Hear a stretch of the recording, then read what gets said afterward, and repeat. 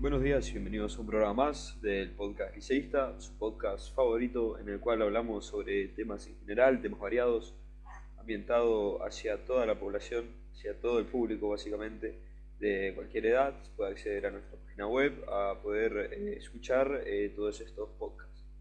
El tema de que hoy desarrollaremos es de la Segunda Guerra Mundial. Vamos a hablar sobre la geografía, sobre la historia y también lo vamos a relacionar con la economía y ciencias políticas, básicamente los cambios económicos y políticos que hubieron durante la Segunda Guerra Mundial. Hoy nos acompañan los especialistas Martín Spon y Bautista Iglesias Cornasani.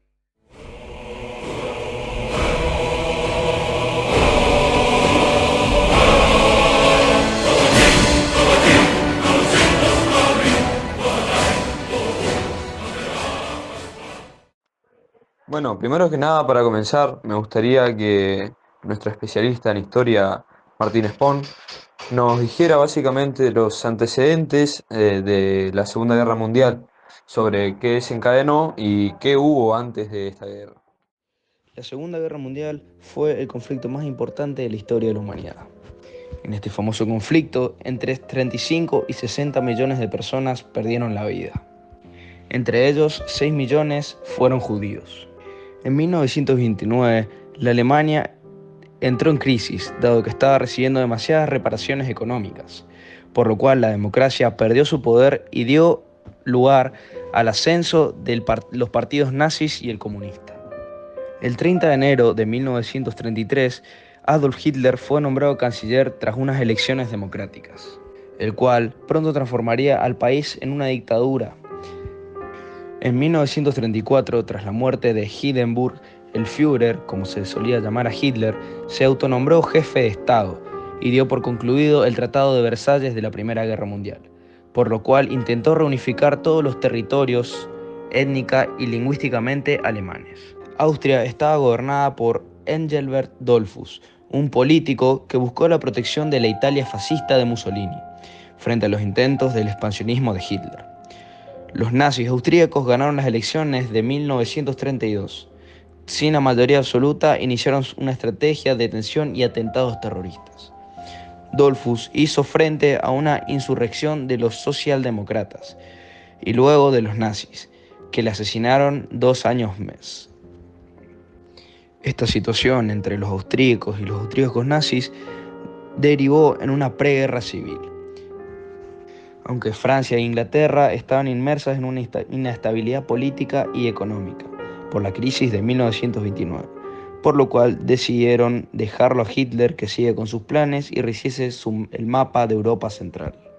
En la conferencia de Múnich, celebrada en octubre de 1938 entre Italia, Alemania, Francia e Inglaterra, se aprobó la ocupación del sudeste por parte de los alemanes como una forma para reparar el Tratado de Versalles. Sin embargo, esto fue todo un plan de Hitler. Luego, con la invasión de Polonia por parte de ellos, el 1 de septiembre de 1931 dio comienzo a la Segunda Guerra Mundial. Muchas gracias y muy interesante, Martín. Ahora me gustaría hablar con nuestro especialista en economía y política, Bautista Iglesias Cornasani. Me gustaría de que me explique varias batallas, los cambios políticos y económicos que fueron hechos. Y estas batallas se las diré en la siguiente, las cuales son las batallas que a mí me parecieron las más icónicas. ¿Qué me puedes decir sobre la batalla de Stalingrado, que como sabemos fue una de las batallas más icónicas? La batalla de Stalingrado fue otra de las grandes batallas de la Segunda Guerra Mundial. Fue la más sangrienta de la historia, con más de 2 millones de fallecidos. Ahora bien, ¿cuáles fueron? Primero vamos a hablar de las consecuencias económicas de esta batalla. Esta batalla no tuvo grandes consecuencias económicas para la Unión Soviética, porque si bien antes de la guerra el gran polo industrial de la Unión Soviética se encontraba en Stalingrado, Leningrado, Moscú y Kiev, Stalin, cuando comenzó la invasión a la URSS en 1941, ordenó un traslado masivo de toda la maquinaria y la industria armamentística en general hacia la Siberia oriental, ya que era un lugar muy difícil de alcanzar para los alemanes. Gracias a este acierto, La batalla de Stalingrado no provocó mayores daños para la industria soviética, la cual se vería totalmente impulsada, produciendo mucho más armamento del que produció en toda su historia, lo que ayudó a los soviéticos a ganar la guerra en el frente oriental.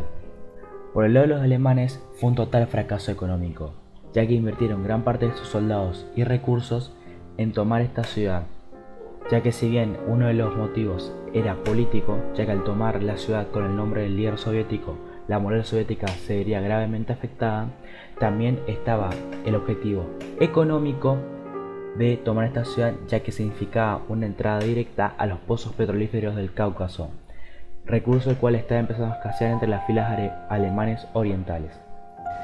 En el ámbito político, esta victoria significó para los soviéticos una gran alza en su moral y la exaltación de la figura de Stalin como el líder de la Unión Soviética, fundamental para ganar la guerra contra el fascismo que estaba enfrentando el país principal del comunismo, como lo era la Unión Soviética. En el caso de Alemania, esta batalla primero se intentó, por algún modo de decir, endulzar esta derrota, ya que las grandes bajas que habían sufrido los alemanes iban a significar una gran caída de la imagen del Führer Adolf Hitler. También significó, al igual que la batalla de Normandía, que posteriormente vamos a hablar, el surgimiento de la crítica de varios de los mandos de alto rango de Hitler con sus estrategias militares, ya que este estaba empezando a priorizar más su imagen, las estrategias fabulosas en lugar de la eficiencia en el campo de batalla. Bautista, ¿será que me podrías explicar algo sobre el ataque a Pearl Harbor? En el ámbito político, podemos decir que el ataque japonés a la base naval de Pearl Harbor significó un rotundo giro de 180 grados para la política que estaba llevando Estados Unidos hasta ese momento para con la Segunda Guerra Mundial, ya que luego de este ataque, no solo Japón, sino también Alemania e Italia, debido al pacto tripartito que unía a las potencias del eje, le declararon la guerra a Estados Unidos, y Estados Unidos, casi con la aprobación mayoritaria del Congreso, aceptó unirse a la guerra en favor de los aliados.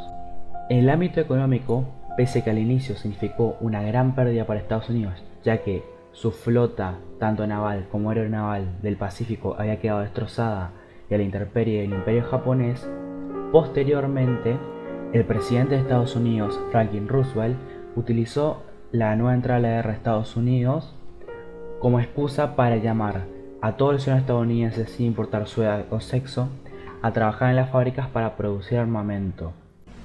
Las fábricas industriales se reconvirtieron en su equipamiento para producir el armamento. El desempleo bajó del 25% al 10% prácticamente de la noche a la mañana en 1942, y para 1944 se encontraba en solo 1,2%. Además, el ejército pasó de tener 188.000 soldados a 8,8 millones para 1944.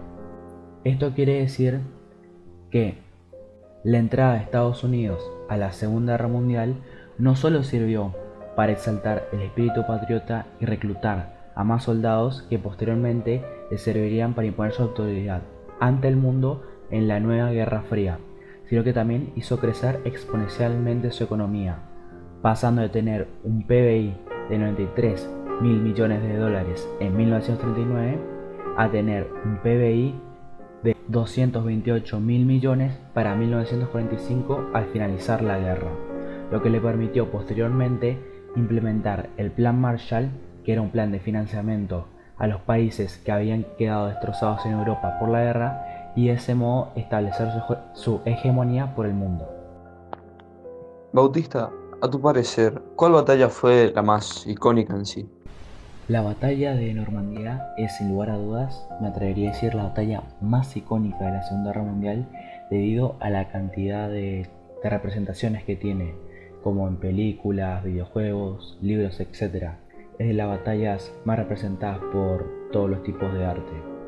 Ahora bien, ¿qué consecuencias? Vamos a hablar por un lado de las económicas, que no fueron muchas, más allá de impulsar aún más la producción estadounidense, que ya había sido impulsada mucho antes, como explicamos en el ataque a Pearl Harbor, pero lo fundamental fueron las consecuencias políticas, Si bien muchos creemos que fue una operación de vida o muerte fundamental para ganar la guerra, la verdad es que no fue así, ya que los avances soviéticos y los avances aliados por el sur de Italia ya podrían haber sido una buena razón, una buena forma de acabar rápidamente con la guerra. Ahora bien, ¿por qué se eligió este desembarco y por qué se le dio tanta importancia? Ya que Charles de Gaulle, líder de la rebelión francesa, le argumentó a los aliados, Delano Roosevelt, presidente de Estados Unidos, y Winston Churchill, primer ministro británico, que la liberación de Francia por parte de los aliados era un elemento fundamental para evitar que Francia cayera en manos del comunismo después de la Segunda Guerra Mundial, cosa en la cual tuvo razón, ya que después de la liberación francesa que recibieron por parte de los aliados, Francia terminó siendo uno de los mayores aliados de Estados Unidos durante la Guerra Fría, además de que esta batalla causó un gran revuelo entre las filas de Hitler, fundamentalmente en sus generales de más alto rango, ya que Hitler había caído completamente en una operación falsa que los aliados habrían preparado con meses de antelación para hacerle pensar que el desembarco iba a ser en otra parte, y por lo mismo no envió refuerzos a tiempo y la batalla terminó con un resultado desfavorable para los alemanes. Bueno, y ya para ir finalizando sobre este tema de la Segunda Guerra Mundial, ¿qué nos puedes comentar sobre la batalla de Berlín?